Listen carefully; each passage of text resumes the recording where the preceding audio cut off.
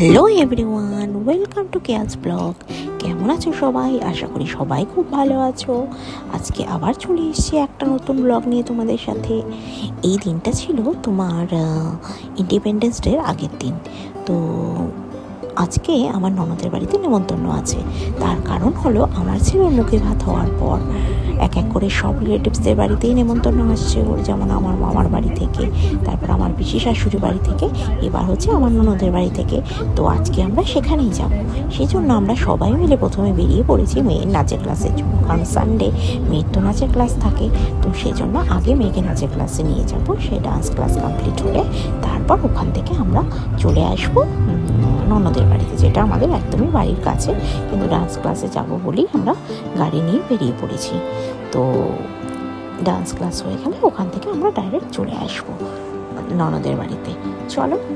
আর এই দেখো রাস্তা কি সুন্দর সেজে উঠেছে ইন্ডিপেন্ডেন্স ডের জন্য।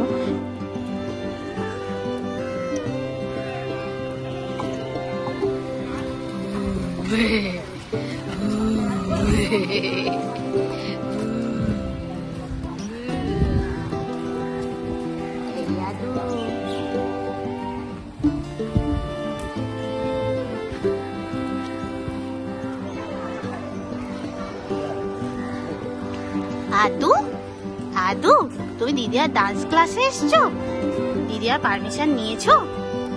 দিদিয়া, ও দিদিয়া, তো পারমিশন নিয়েছে ভাই? তাহলে চলো, মেয়ের ডান্স ক্লাস কমপ্লিট হয়ে গেছে, এবার আমরা চলে যাচ্ছি ননদের বাড়ির উদ্দেশ্যে। চলো।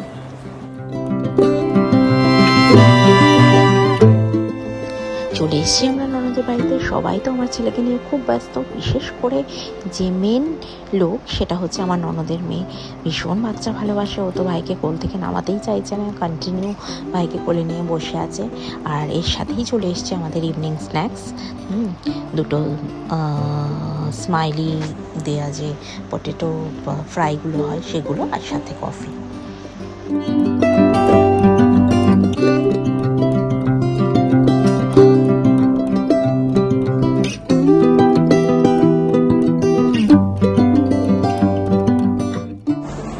কফিটা দুর্দান্ত হয়েছিল। কফি টফি খেয়ে আমরা বসে রইলাম, কিছুক্ষণ গল্প টল্প করলাম, বাচ্চারা একটু খেলাধুলো করলো।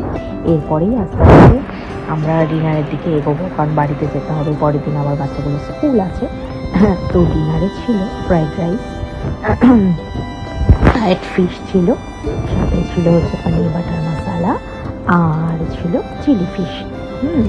ফ্রাইড রাইসটা এত অসাধারণ হয়েছিল যে আপনাদের বলে আমি বোঝাতে পারবো না, অপূর্ব হয়েছিল। এবং আমার ননদ ওটা নিজেই রান্না করেছিল, ভীষণ ভালো ছিল। চালগুলো এত একদম সরু সরু চালগুলো, এতটুকু শক্ত নেই আবার এতটুকু নরমও নয়, একদম পারফেক্ট সেদ্ধ হয়েছিল, ভীষণ ভালো ছিল। মনে হয়েছিল ফ্রাইড রাইসটা শুধুই খাই, এতটাই ভালো হয়েছিল। সাথে তো আদার্স আইটেমগুলোও খুব ভালো হয়েছিল। চিলি ফিশটা আমার ননদই করেছিল, ওটাও ভালো হয়েছিল। আর সাথে পনিরটা বাইরে থেকে আনানো ছিল, বাট ওটা খুবই সুন্দর ছিল খেতে। তো সব মিলিয়ে আমাদের দিনটা খুব ভালো কাটলো, মিষ্টি দিয়ে শেষ করলাম। সবাই খুব ভালো থাকবেন, সুস্থ থাকবেন।